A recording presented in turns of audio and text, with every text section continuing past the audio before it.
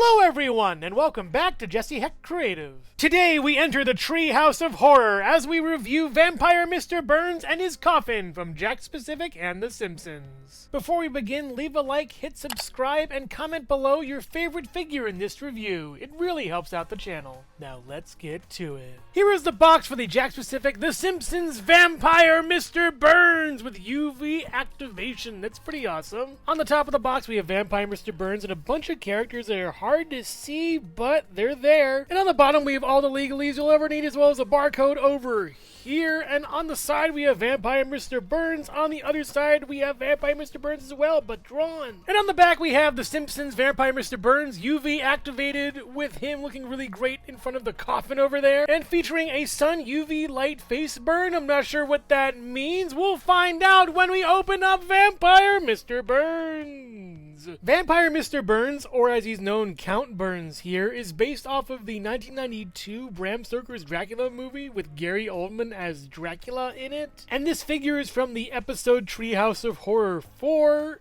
made in 1993, so that's pretty cool they got this episode out in time. Going back to Vampire Mr. Burns himself, or as I'm going to call him, Count Burns, this looks amazing. Really spot on to the episode as well as the film this is parodied on. I love it. The skin is kind of like a lemony kind of pale yellow. It looks really nice, very undead, and super cool. The color choices are wonderful here. He has the normal Mac graining teeth over here, but with huge, weird fangs in the back. That's pretty funny. The eyes are straight on this time, giving him more of a menace. I really love how this looks. They did a great job with this, and I'm really proud of them. Thank you, Jakks. The ears are small and kind of cute, and the hairdo is pretty weird. One could say it's queer, but I think it's nice. A really awesome hairdo for a cool parody character. And the head can rotate all the way around. It's pretty awesome over here. Nothing really up or down, but man, what a great head sculpt. I love it a lot.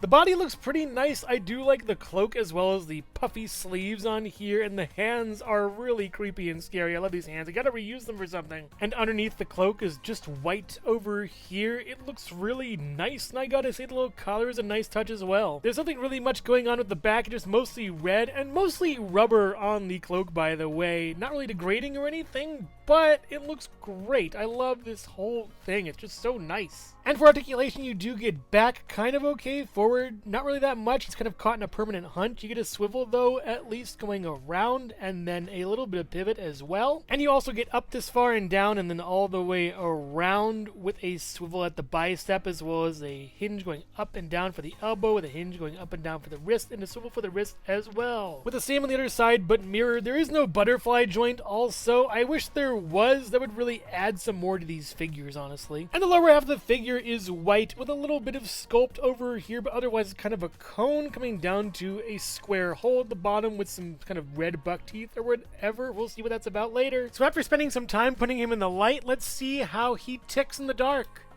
And I don't really see anything, honestly. I'm not sure what I'm doing wrong, but yeah, kind of weird. So I totally thought it was like glow in the dark, but actually it's UV activated with, you know, like black light kind of stuff. So let me try this out a little bit. And after just splashing him with a bunch of UV, we get this kind of burnt out look for Burns. It's really creepy and scary. I kind of like it. There's a lot of shading and shadow on the face as it kind of tries to return to normal, which is really interesting actually. I like this a lot. It's a neat feature, but I don't know if I'll use it too much. I also noticed the prominence of some spots on him, as if he like boils when he, you know, as he's dying. That's kind of creepy. And after some exposure to some natural light as far as my lighting setup goes, he kind of goes back to normal, which is pretty nice, at least a few minutes or so. Count Burns stands at about 4 3/4 to 5 inches taller, so next to the Jakks 4-inch and 2.5-inch Super Mario and Sonic the Hedgehog, the Nendoroid Miles Tails Prower, the Jada Toys Mega Man, the Figma Metroid Dread Samus Aran, and the Jazzwares Pikachu, the Minecraft movie Jack Black Steve, the Jakks 5-inch movie Shadow the Hedgehog, and the Lego Bionicle gift with purchase Toa Tahu, the Hasbro Marvel Legends animated series Spider-Man, and the Hasbro Hasbro G.I. Joe Classified Series Snake Eyes. Homer, Furious Homer, and Homer at the Bat. They look really nice together, especially Homer at the Bat with Vampire Mr. Burns. The color scheme matches well. Bart, Bort, and Bartman, they look really nice next to each other. The blues contrast well with the red, but really, the real true Bart looks nicest next to him. Krusty, Willie, Moe, and Lenny all look great next to each other with Vampire Mr. Burns over here, and I can't wait for the regular Monty, the real Monty. And here's Radioactive Man, Marge, Milhouse, and Maggie. They all look really nicely in scale with each other, honestly, and Vampire Burns is a great addition to the Simpsons line. But even vampires need their sleep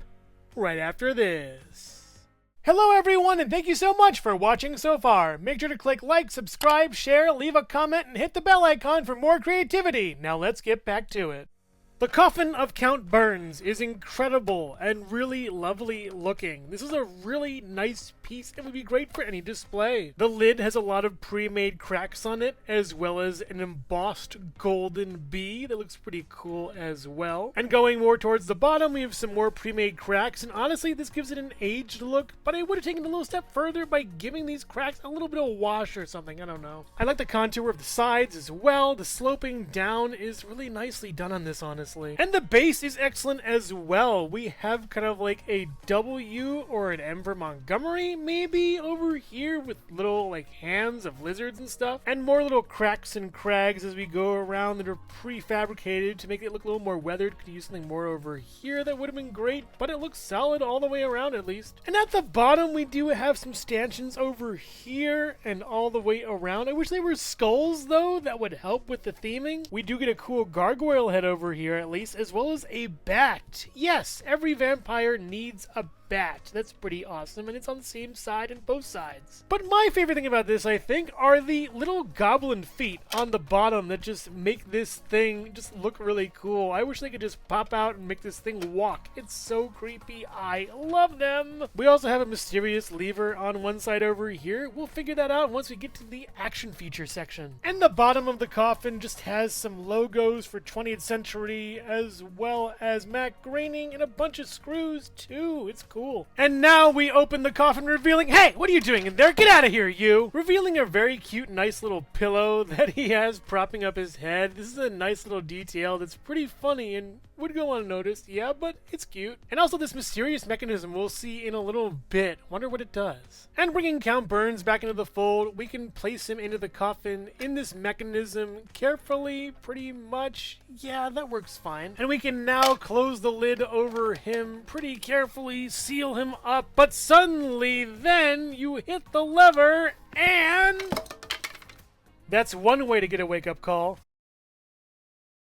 And after some trial and error, the best way to do this is to have this off. It would just impede him, and then you slowly pull the lever out, and it kind of gives him a bounce to his movement. And trying one more time by moving the lever slowly back and forth, it works out really well. You also want to pose him as he comes out for that freaky thing. Bleh! And how this works are these two pegs attached to this piece and hold on by friction, and by moving it, it does pull him out. It's pretty ingenious seeing this kind of thing. I can get hours of enjoyment out of this, honestly. A very fun set with a nice gimmick, but the coffin is really great on its own, honestly. I love it. And while you can fit other characters inside the coffin, the function doesn't work with them in it.